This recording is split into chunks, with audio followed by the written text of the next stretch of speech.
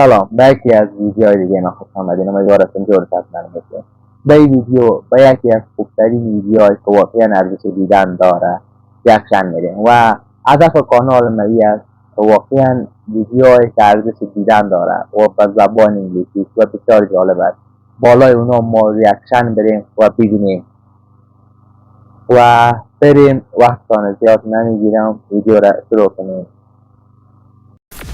There are trillions of planets in the universe, but even with our most powerful telescopes, we've never found a single trace of life out there. And no alien civilizations ever found us. It could be we're just not advanced enough to be noticed, or we're looking for the wrong things. So it's time to upgrade. Make some interstellar noise, build some megastructures and megascopes, and find out whether we're actually alone in the universe. Today, we're going to speed up Earth's evolution and become an intergalactic Type 3 civilization on the Kardashev scale. That is, if we don't go extinct first. Of course, to become a Type 3 civilization, well, we'll need to reach Type 1 status first, because currently we are...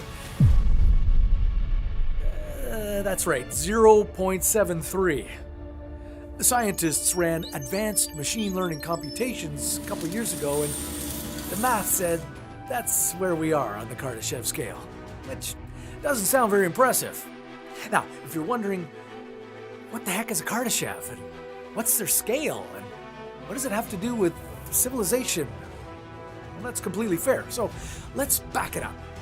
The Kardashev, at the heart of the Kardashev scale, is Nikolai Kardashev. He was an astrophysicist and scientist, part of a team looking for extraterrestrial signals in the 1960s. In 1964, he wrote a short, elegant paper, Transmission of Information by Extraterrestrial Civilizations. It proposed that signs of life strong enough to cut through the universe's noise required civilizations that controlled and used staggering amounts of power to generate that much information, typically going out into the universe as radio signals. So Kardashev classified them into three straightforward levels of civilization, starting with Kardashev described the Type 1 civilization as a civilization that controlled and used all the energy resources of its entire planet. In our case, that would be harnessing and using all the energy on Earth. So solar, wind, geothermal, fossil fuels, tidal energy, nuclear energy, fidget spinners, all of it. A Type 1 civilization would have full control over its domain. Control over weather, over the power of tectonic plates, volcanoes, earthquakes. Clearly, this requires technology that's far beyond where we are currently. So, we're moving... و تا اینجا که دیدیم چی نظر باشه و یک معلومات که بودم ما مجبور هستیم که بعد از هر 3 دقیقه یک ویدیو را باز بزنیم از خاطر فکر میکنم اگه کار نکنیم این ویدیو کاپی رایت میخوره و بریم ادامه ویدیو را ببینیم. Slowly toward Type 1.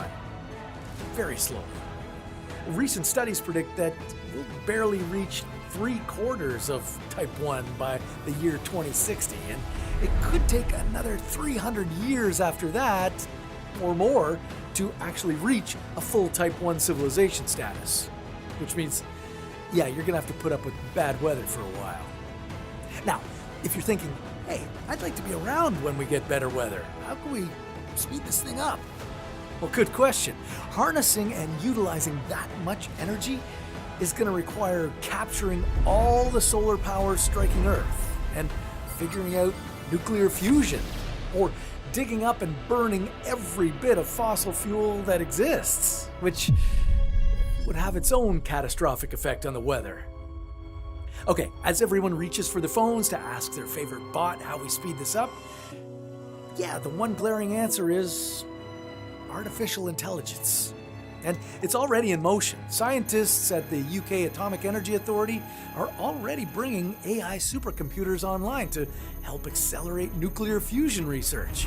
DeepMind Learning recently revealed the structure of millions of new inorganic crystals that could be used for all kinds of technology, creating work that researchers estimated was the equivalent of 800 years of knowledge. So, great, maybe AI can help us get there fast.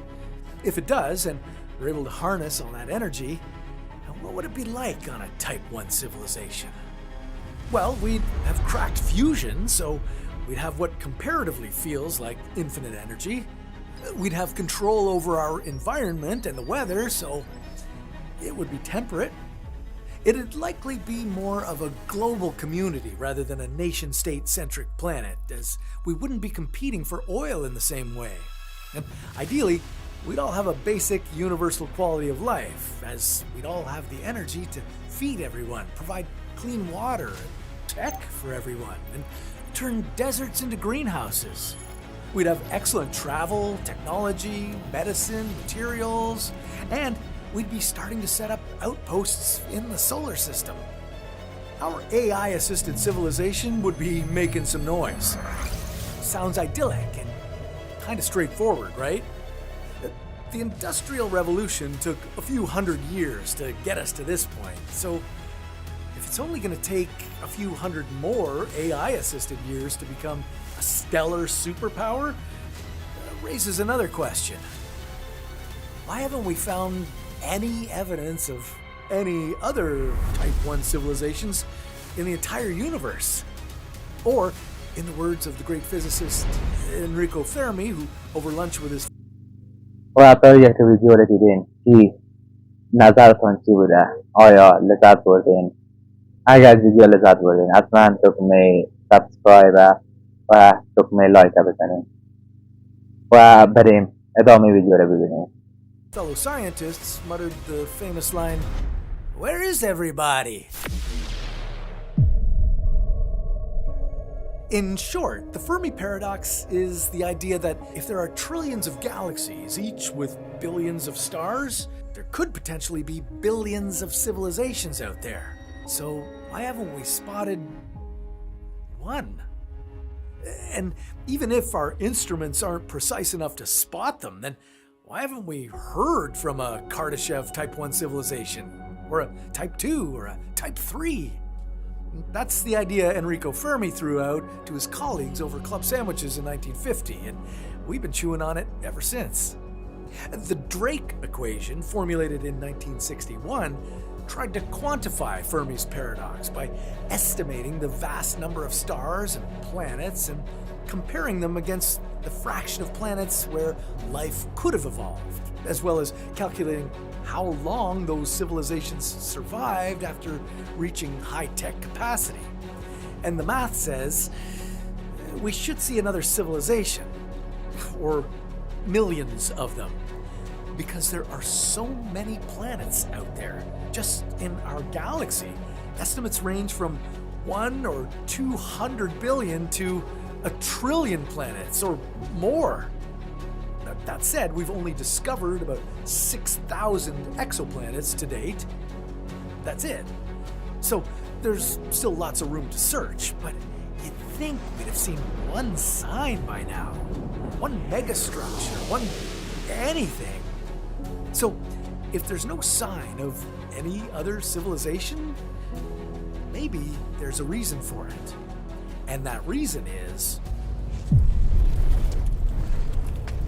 maybe the reason we haven't spotted any other civilizations out in the cosmos is that they just don't exist. Maybe there's exactly one civilization that's achieved the ability to broadcast. Us, doing what you and I are involved in right now. Maybe that's it. But if that's the case, with the trillions of planets out there, there must be some sort of great filter that stops civilizations from reaching Type 1 sophistication. That's the idea that Robin Hanson floated in the late 1990s, where he laid out a number of hard steps that could potentially prevent intelligent civilizations from arising. It could be that some of these steps are nearly impossible. From the chemistry necessary to create life, to the Goldilocks nature of the planet needed to incubate it, to the leap from single-celled organisms to viable multi-celled life. And, figuring... و حتما در کامنت ها بگویم از چی رقم ویدیو واقعا خوش شما میاد، از ویدیوهایی که درباره کیهان باشه یا درباره یک موضوع دیگه باشه. از من در کامنت ها نوشته کنید تا بالای چی رقم ویدیوها یا سر ریاکشن بریم و بریم ادامه ویدیو رو ببینیم. Out how to do electronics. These steps took about 4 billion years on our planet, so we know it wasn't a quick, easy process. It could be that we're actually past the Great Filter, that we're one of the first civilizations to go from basic amino acids to functioning, broadcasting, energy-harnessing communities. Or it could be the Great Filter is still ahead of us, that civilizations reach a point where they can broadcast, even create interstellar probes with golden records, but they eventually, inevitably, destroy themselves. I mean, it came awfully close during the Cold War, where one rogue officer or faulty communication could have started the Third World War. We could have unloaded 70,000 nukes on our own planet. That would have kept us from reaching Kardashev Type 1, because, mutually assured destruction. And hey, we still have like 12,000 nuclear weapons kicking around, so we still really have to be careful about it. Fossil-fueled climate change is another long-term threat to our survival. The other option for the Great Filter? Artificial intelligence. We're all thinking about it. With the rise of LLMs and autonomous AI agents, looming artificial general intelligence, there are tremendous possibilities for accelerating humanity toward a Type 1, 2, or 3 civilization. But there's also the possibility that civilizations across the universe create what's called misaligned artificial intelligence, and it wipes out the civilizations that created it. We all tend to invoke Terminators or Judgment Day, and hey, there are autonomous AI drones in combat these days, so it is a working possibility. It's also possible that a rogue bot that doesn't understand the consequences of its actions creates a biological pathogen that kills every creature on the planet. An AI-created super pandemic. Or a bad actor uses AI without safeguards to create a chemical that devastates our ecosystem, or shuts down our power grids. Or we've become so dependent on AI that we can't do anything without it. Can't raise our kids or raise our crops, and when adversity hits, we've lost our ability to do even the most basic human tasks. The great silence out there might be evidence that most civilizations don't navigate this transition to the supercomputer artificial intelligence era and survive. Is it possible that artificial intelligences always destroy their founding civilizations? Is a universal law, like thermodynamics? Well, it's possible. و چی فکر میکنید آیا ما به این مرحله که یا آقا میگم میرسیم یا نه؟ حتما نظرهایتان درباره از این موضوع در کامنت نوشته کنید و بریم ادامه ویدیو را ببینیم.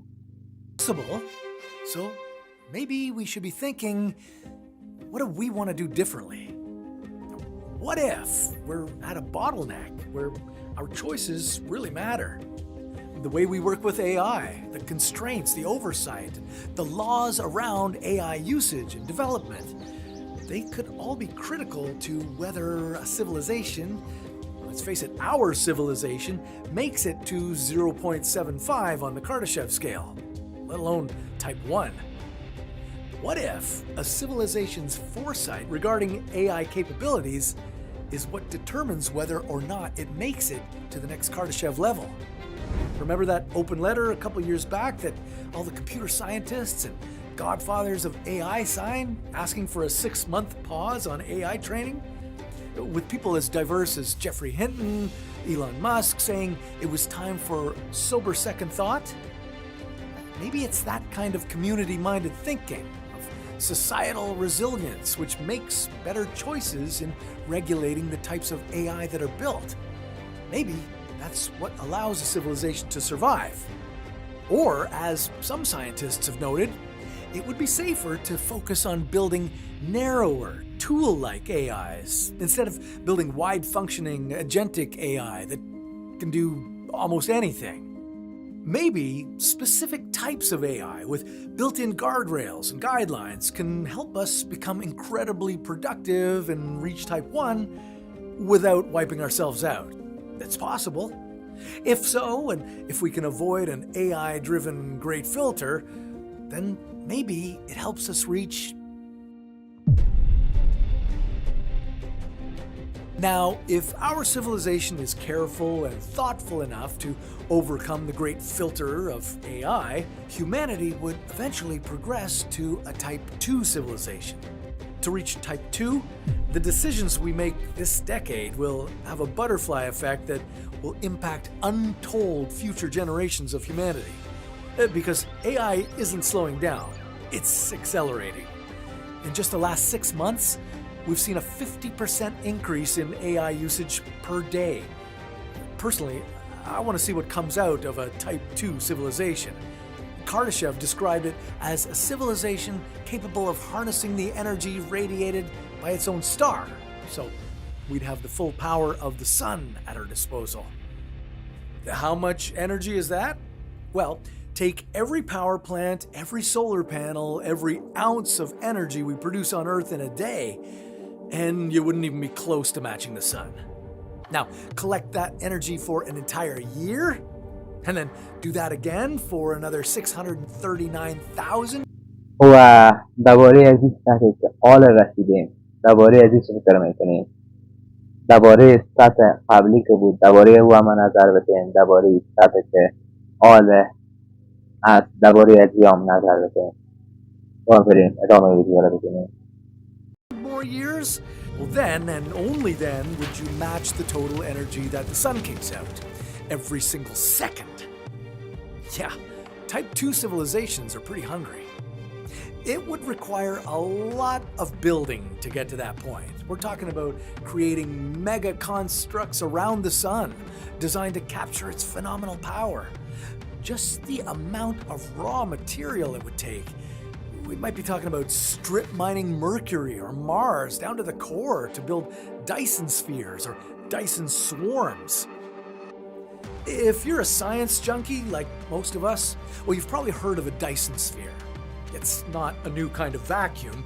It's basically a theoretical metal ball that civilizations would build around their star to capture all the starlight. Freeman Dyson cooked up the idea in 1960, saying, within a few thousand years of industrial development, any intelligent species should be found occupying an artificial biosphere which completely surrounds its parent star. The idea has led to all kinds of sci-fi novels, movies, along with deep research on the actual engineering. Maybe a Dyson sphere isn't possible to start, but maybe a Dyson swarm could be. Imagine millions or billions of satellites in orbit around the sun, capturing and focusing its power.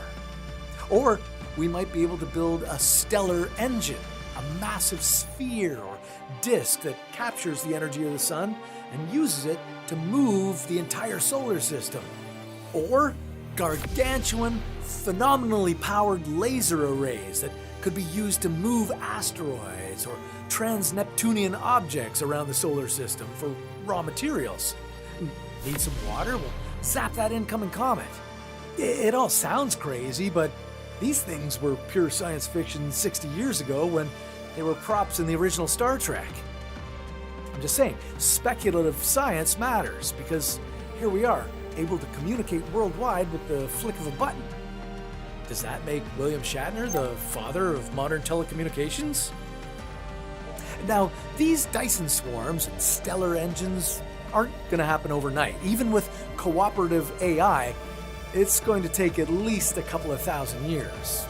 And by that point, humans and our AI agents could be melding, Yeah, well, if we're going to survive in space, we'll have to be genetically modified, and quite possibly directly interfacing with technology as we strive to reach a Type 3 civilization is a theoretical civilization that's و درباره از این موضوع چی نظر داریم که با وجود که بالای ویدیوهای انگلیسی ریاکشن میریم، بالای بعض از ویدیوهای فارسی که واقعا ارزش دیدن نداره بالای از او هم ریاکشن بریم، حتما درباره از این نظرهایتان در کامنت ها با ما و شریک بسازیم. بریم ادامه ویدیو رو ببینیم. in possession of energy on the scale of its own galaxy. So, for us to reach Type 3, we'd have to harness the power of all 100 billion stars in the entire Milky Way and the black hole at the center of it, Sagittarius A star, using theoretical constructs like a magnetic harness or some system yet to be discovered to capture the energy found in the black hole's accretion disk. Massive Dyson swarms and stellar engines would have the ability to push stars closer together to better capture and utilize their energy. They'd be controlled by other theoretical structures. Supercomputers like Matryoshka brains, giant computers the size of a solar system, powered by trillions of humans who've uploaded their minds to the computers. That's mega structures.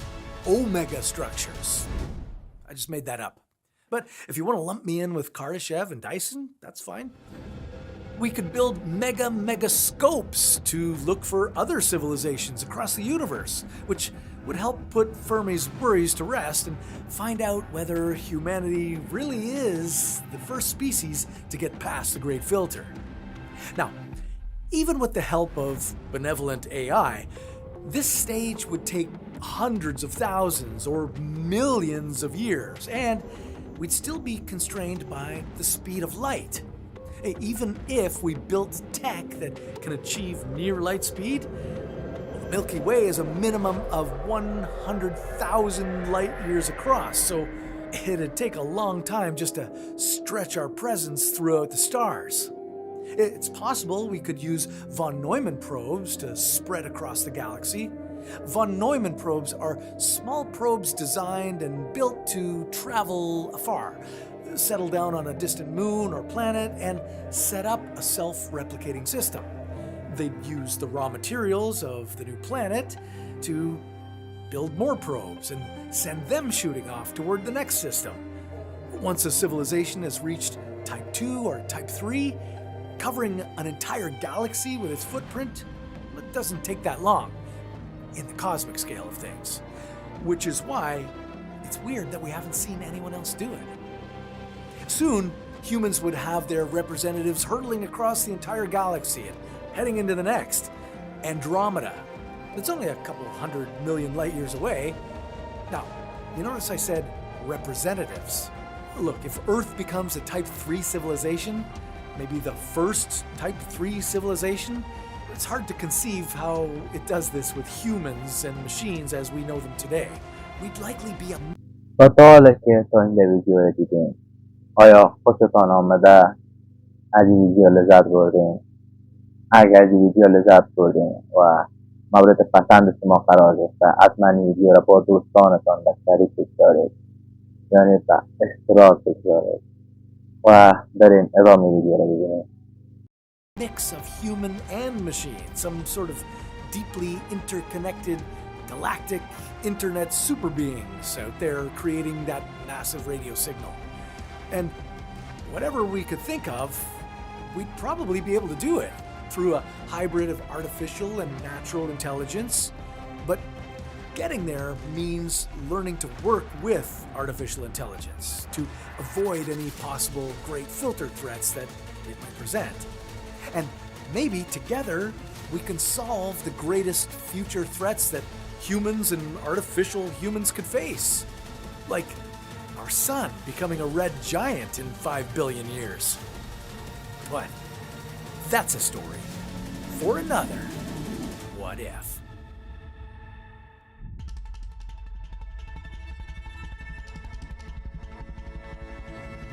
و ویدیو با پایان رسید.